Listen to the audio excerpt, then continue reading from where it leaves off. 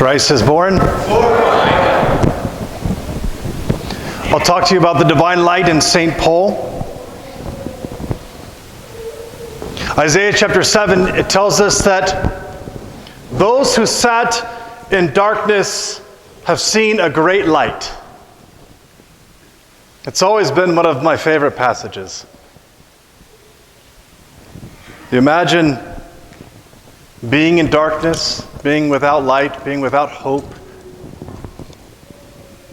And the light shines upon you, and there's suddenly hope, there's suddenly brightness, there's suddenly a future. And that's what it was like when Christ was born. The scripture says Christ is the light that gives life to every man coming into the world. Christ is life, and his divine light is life.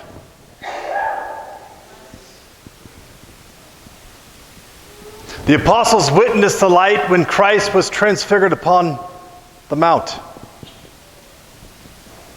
They could not stand. They were blessed by that light. They had been prepared to be in that light. They had been in the presence of that light since Christ called them into ministry. And many of the holy saints had been in that light. Moses was in that light. And his face was changed all white.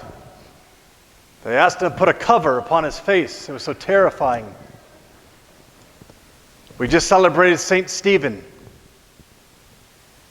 We're told that when he saw the vision in heaven, which others did not see, he looked like an angel to all who saw him.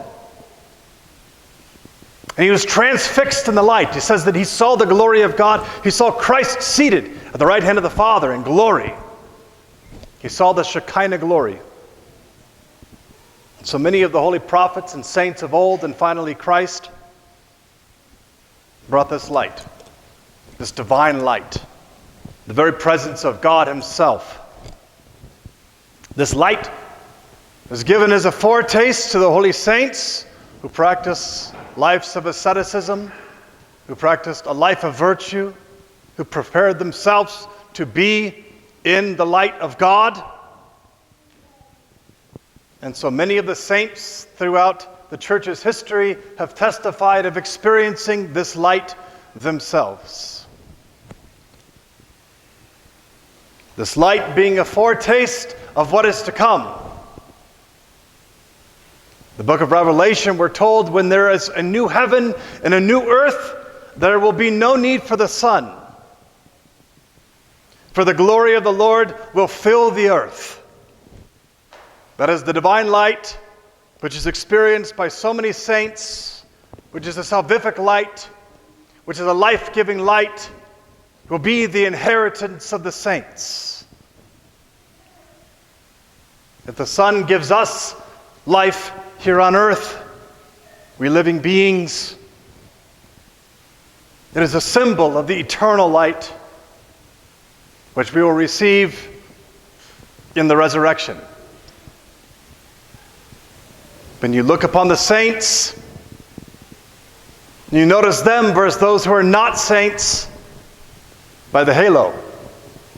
That is the light which surrounds them, the light of the glory of God's presence.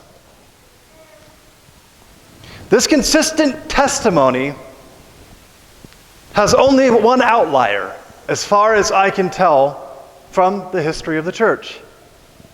And that is in the person of St. Paul the Apostle. The other day, someone asked me a question which I hadn't had time to think about. He asked me, I was hoping Evan was going to be here today, but he's not. He asked me, what made St. Paul so spectacular? Why was St. Paul so excellent, was the actual term he used. Why was he so excellent? Meaning, why did he accomplish the things he accomplished? And here is why St. Paul is an outlier to the trajectory of all of the other saints and means by which we experience the divine light and testimony of both the Scripture and the history of the church. St. Paul received the divine light in a state of mortal sin. He was a persecutor of the church. A couple days ago, he was a murderer of the first martyr, Stephen, the deacon, on the door. St. Paul was a murderer. And when he was walking along in his path of murdering Christians, the divine light shined upon him. And Jesus said these words, "Saul, Saul, why are you persecuting me?" He did not say, "Why are you persecuting Christians?" He said, "Why are you persecuting me?" Saul was not only a murderer of human beings, he was a murderer of Christ himself, represented in those human beings, which were bringing the divine presence of God to the world. He was a murderer of Christ. "Why are you persecuting me, Saul?" And he was immediately changed, but not without serious repercussions. The scripture warns that we are not ready to be in the presence of God. The scripture says in Habakkuk, "My eyes are too pure to look upon evil. I cannot tolerate wrong." So the Lord gives us a period of time to prepare ourselves to be in His presence. Our bodies could not handle being in His presence unless they're prepared. They're prepared by receiving the divine light, invisible as it is to us, so that we might be eternally in God's presence. But Paul was shocked. His system was overtaken by the divine light. And we know this because he went blind for a while. Meaning, he didn't only perceive of this light in his intellect, he also experienced the light in his eyes. He was blinded. He was not used to being in the presence of God, and it shook his system. St. Paul warns against those who partake of the Holy Eucharist without discerning the body and blood of Christ, and he says, "For this reason, many among you are sick."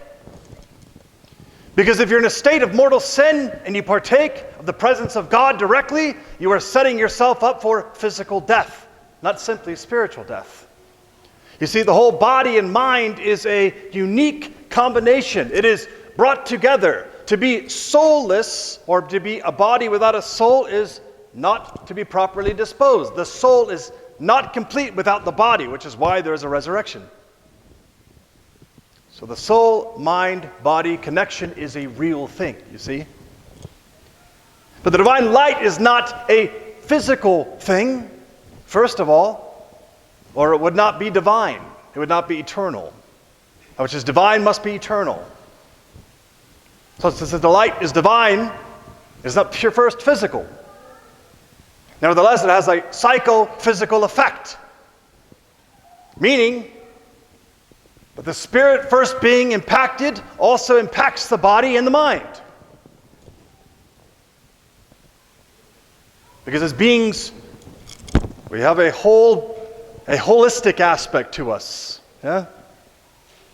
This is why in the resurrection, it's not simply the spirit that's resurrected, it's the body as well. Body, soul, and mind, all deeply connected.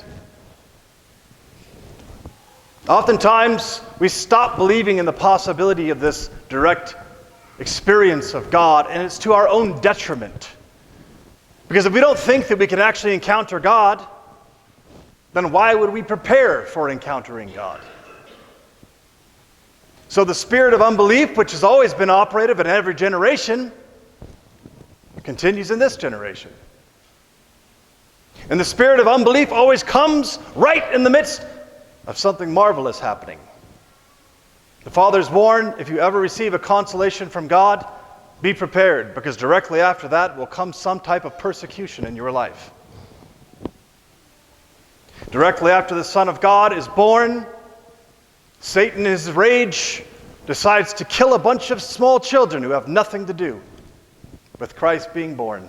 They're small children. That's it. That was the extent of their error.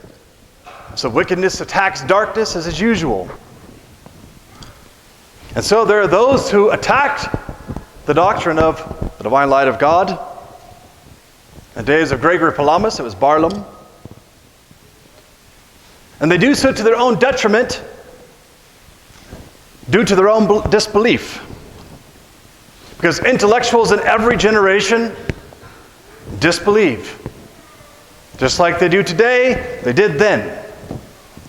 Because they can't affirm something that they themselves haven't experienced. But perhaps the reason that we don't experience is because we don't believe in the first place. And so the first presupposition which should be understood is that because I'm not holy, I'm not experiencing God more deeply. Not that others who are experiencing things are wrong since I haven't experienced it, but there's a problem with me. And this is something that we can certainly trust because all of the Scripture testifies that it's divine light. The fathers are consistent on this. And it's one of the reasons that we trust the saints when we can't trust ourselves. Because we assume that because of their holiness and life of following after the imitation of Christ, that the things that they say are true. And so if the entirety of the Scripture and the teachings of the fathers consistently affirm this encounter with the divine light and its transformative effect and ability to transform us and prepare us for the eternal kingdom, then why in the world would we doubt it just because we didn't experience it? Why rather not hope? Hope puts us who are feeling like we're unable to move forward in front of ourselves. Because we see that those who have come before us have already walked the path that we have not yet walked. This gives us courage to push on. The light of Christ has dawned in the creation. This is an occasion for joy. This is an occasion for peace. This is an occasion for hope and faith and trust that what God began in the incarnation of His Son, He will complete in us when we are transfigured by the divine glory of God. Christ is born.